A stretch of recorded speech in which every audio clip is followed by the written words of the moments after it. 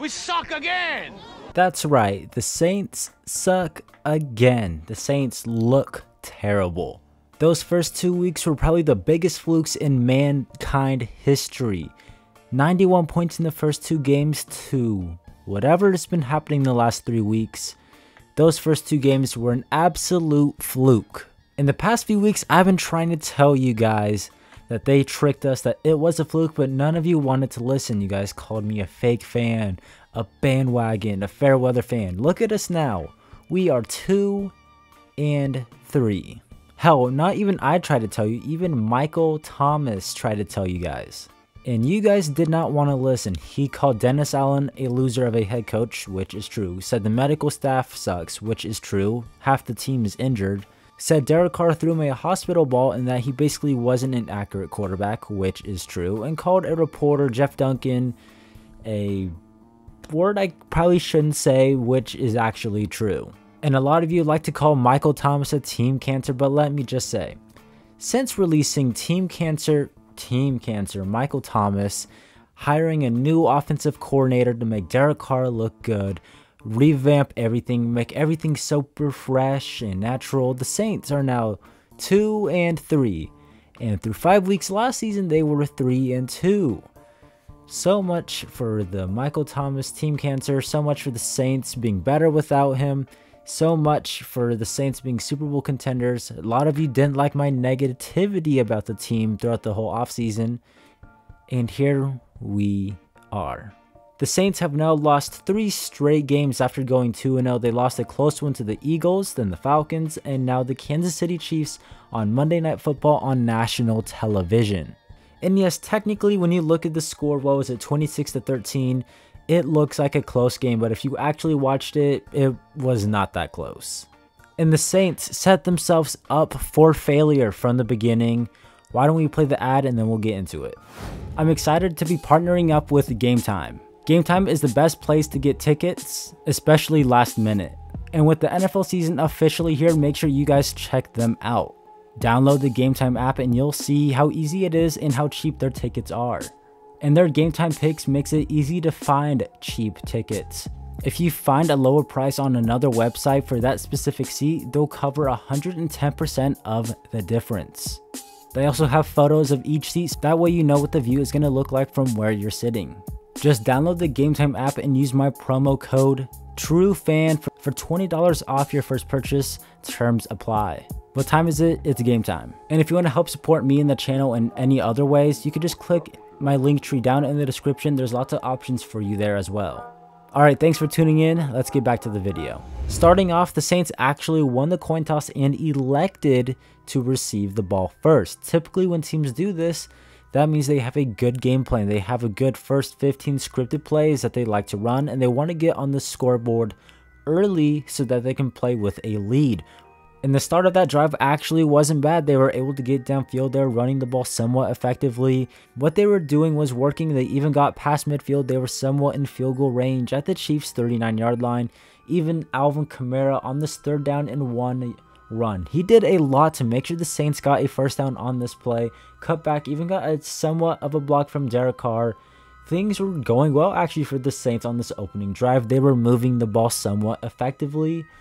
That was until Derek Carr said YOLO, fuck it, and threw it all the way to the heavens and got intercepted. It looked like he was playing 3 flags up with the Chiefs defensive backs the entire game, and this was probably one of the worst interceptions I've ever seen a quarterback throw. Post-game, Derek Carr said that he was trying to throw the ball away and that it obviously didn't work.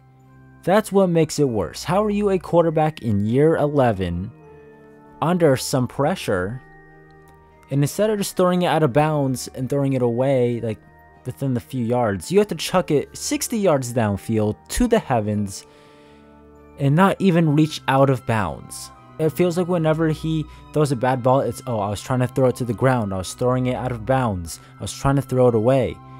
But the one time he does throw it away, then he yells at the receiver. This quarterback is in year 11 and he can't handle pressure. He handles pressure worse than most quarterbacks, and he's getting paid $150 million to make throws like this.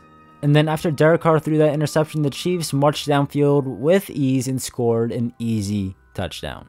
Then on the next drive, Derek Carr missed a wide open Mason Tipton deep, overthrew him. The Saints proceeded to basically do this the entire game, either run the ball and go nowhere, or go deep with Derek Carr and throw it downfield. No in between. And I don't understand why they're going so far deep, going for the kill shot when their entire offensive line is dead. Nick Saldiveri got his first start and was eventually benched. Connor McGovern, a guy who the Saints signed 4 days ago off the Jets practice squad, was playing. And your right guard is a guy who's never played right guard before in his life, and yet they're trying to run the ball 100 times a game and throw the ball downfield 80 yards instead of doing quick passes, jet sweeps, play actions and motions and all this fun stuff. They're trying to throw the ball 80 yards downfield when Derek Carr doesn't have time, and then also Derek Carr just can't make those throws. What an excellent game plan, Mr. Kubiak. We were all worried about Kubiak losing his job after the second week of the season. Hell, he might lose his job now. The Saints got down 10-0 at one point in the game, and then Derek Carr and the Saints actually had a nice drive. He threw a few decent balls, and then had a pretty nice pass to Rashid Shaheed deep downfield for a touchdown. I honestly thought he was going to overthrow it, but luckily Rashid Shaheed is like the second fastest guy in the NFL, caught up, made the touchdown catch.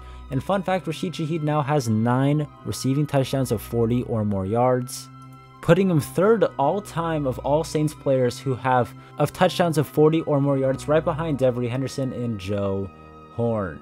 He's also tied with Devontae Adams since 2022 with the most receiving touchdowns of 30 or more yards. Now, after Derek Carr threw this touchdown, there's footage of him looking to the sideline saying, "I told you, I told you, I told you." I don't know who exactly he was talking to, but if he was talking to Clint Kubiak, must we ask, was he holding Derek Carr back? Or was this something that Derek Carr saw on film and then he was like, hey, let's incorporate this? I don't know, but someone on the sideline I don't think was doing their job, and Derek Carr had to let them know that he told them. Now, outside of that drive and a touchdown drive in which they found Foster Moreau for a nice touchdown, which was a nice play design, the offense sucked balls. It wasn't good. Derek Carr sucked, couldn't handle pressure. Most quarterbacks can't handle pressure, but Derek Carr takes it to a whole nother level. The offensive line sucked, obviously. The play calling, the scheme sucked. And hell, I'm going to say it, the receivers sucked. I cannot think of one positive thing from the offense during their loss on Monday to the Kansas City Chiefs. When I say the receivers sucked, let me clarify. I think Derek Carr is trying too much and too hard to get Rashid Shaheed the deep bomb. And I think they're trying to game plan to get Mason Tipton the ball too much. He's our number 3, number 4 wide receiver. Why are we not trying to get Chris Olave, our best freaking player, the football? When you look at the box scores, Rashid Shaheed had 9 targets. Juwan Johnson, 5 targets. Foster Moreau, 2 targets. Mason Tipton, 4 targets. And our best player on the team, our best weapon, our only good player for the future, Chris Olave, had 4 targets. What a shameful, shameful game plan. Even Chris Olave's brother took to Twitter and was confused about it. He had 1 target in the first half, had 2 targets from Jake Haener at the end of the game, and had another target from Derek Carr at some point. And the one time they did throw it to Chris Olave deep one-on-one, the play was blown dead, but what would you know, he made the catch, but it didn't matter. Not only were they targeting Rashid Shaheed and Mason Tipton throughout the entire game, but they're throwing at them on crucial downs. I got nothing against Rashid Shaheed, but there's no way that he should be getting the most targets on the team. It should 100% be Chris Olave. You should be trying to get Chris Olave and game planning to get him the football the same way the game planned years ago to get Michael Thomas the football. For example, on 3rd down and like 8 or something, Derek Carr went deep to Rashid Shaheed. But if you look to the other side, Chris Olave is one-on-one and there's no safety help, running like a corner out route kind of thing. Should have went there. And at the end of the game, Derek Carr on 4th down goes deep to Mason Tipton, lined up outside one-on-one. He dropped it. That was a good pass from Derek Carr. But may I ask, why is Chris Olave not the receiver lined up outside for the one-on-one? Why is Mason Tipton the one-on-one option? And that's nothing against Mason Tipton. That's just, why are you not getting the football to your best player? It just feels like Clint Kubiak cannot do anything without Taysom Hill, and he struggles to make adjustments when they are needed, which is a big reason why the offense has been sucking recently. Also, too, the play action numbers for the Saints have been down since week 2. Ever since they played the Eagles and lost, and the Falcons, the play action numbers have been down. They talked about it on the broadcast. And I think a big reason for this, I get it, in the Eagles game, you couldn't do anything because of Jalen Carter.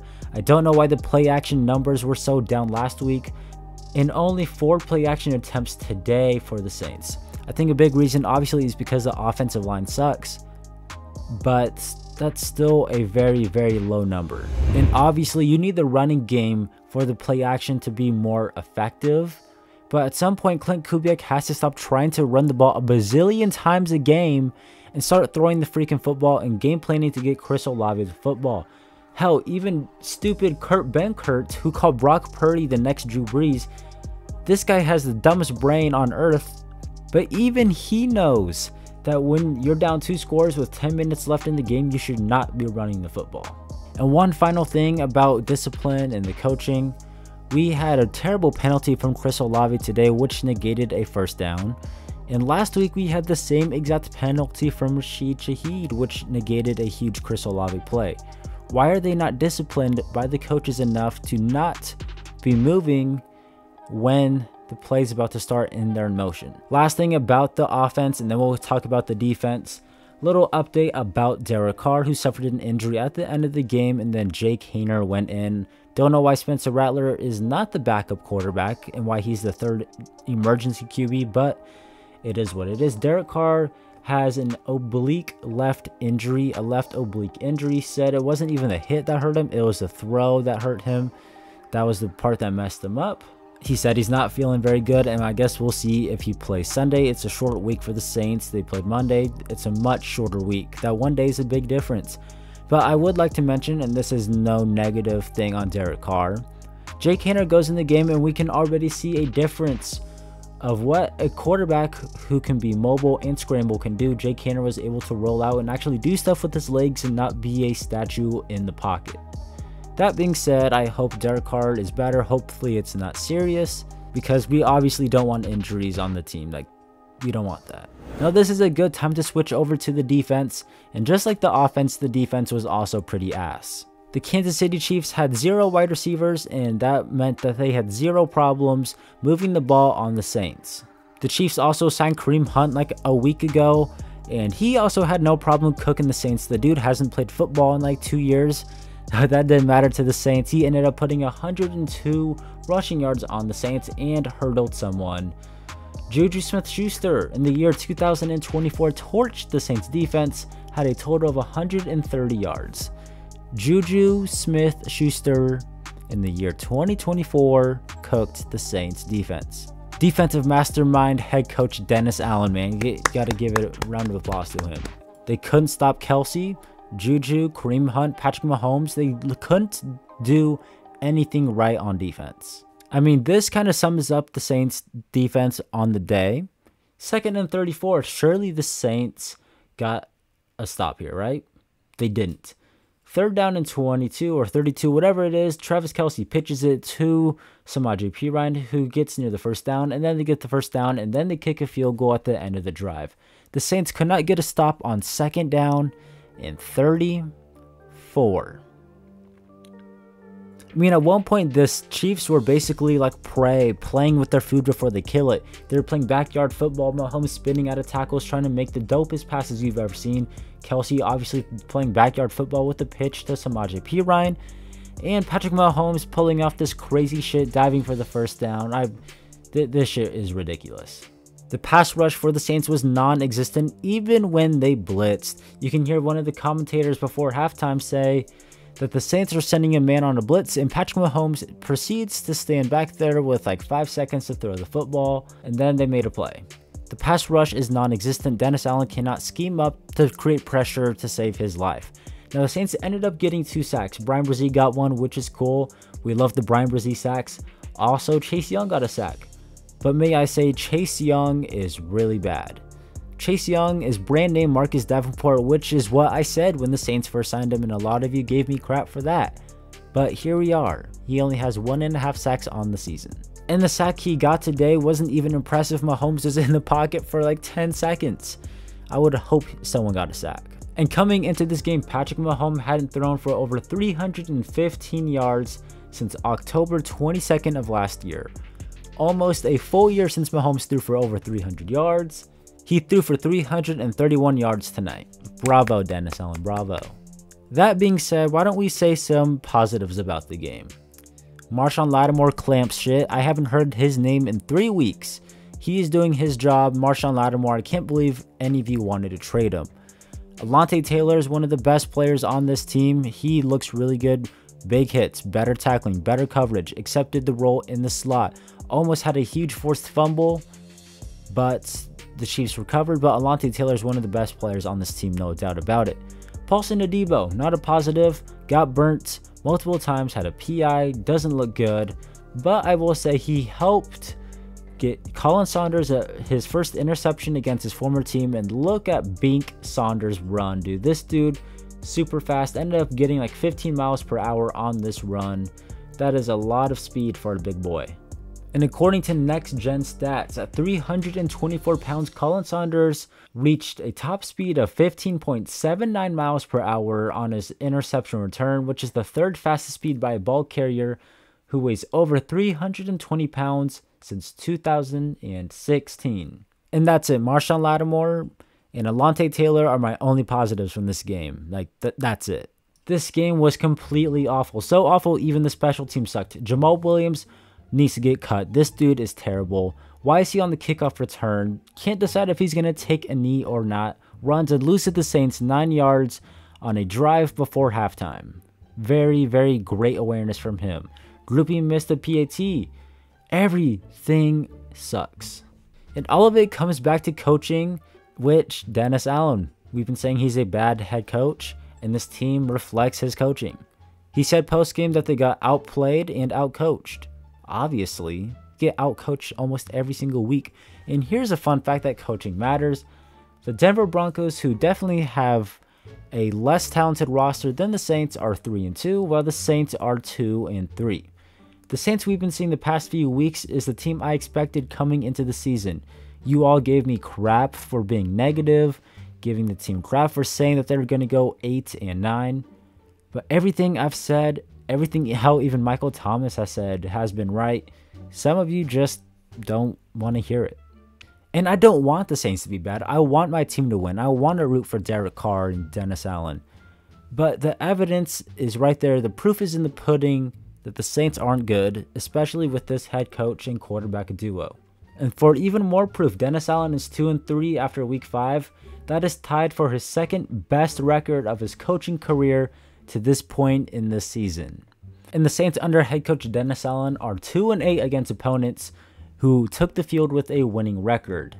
The proof is in the pudding. The Saints will not be good as long as Derek Carr and Dennis Allen are the quarterback and the head coach. Now the Saints now get ready to prepare for the Tampa Bay Buccaneers for this upcoming week. It will be a short week. The Saints are obviously banged up. I don't know if Derek Carr is going to play, but we'll have everything covered throughout the week. Subscribe to my channel, Cash Sports, for more daily NFL content. Have a good one. Peace.